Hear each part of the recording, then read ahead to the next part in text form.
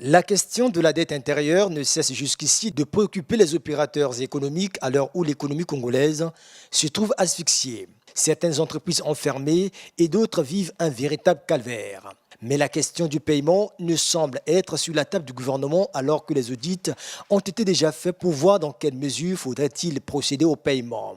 Réunis en Assemblée générale, les représentants des syndicats patronaux, les chefs d'entreprise ont décidé de mettre en place un comité de coordination pour accélérer le paiement de cette dette et ils appellent d'ailleurs le gouvernement à rendre public les rapports de différents audits déjà effectués.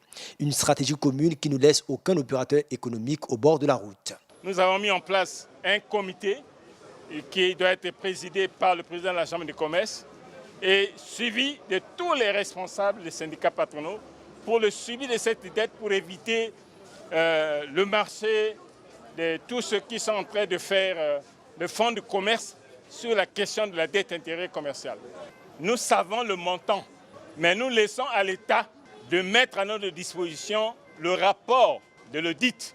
Parce que l'audit, c'est nous tous, nous avons souhaité, pour connaître réellement lesquels que l'État a retenu, que l'État doit de l'argent, et lesquels que l'État n'a pas retenu et pourquoi.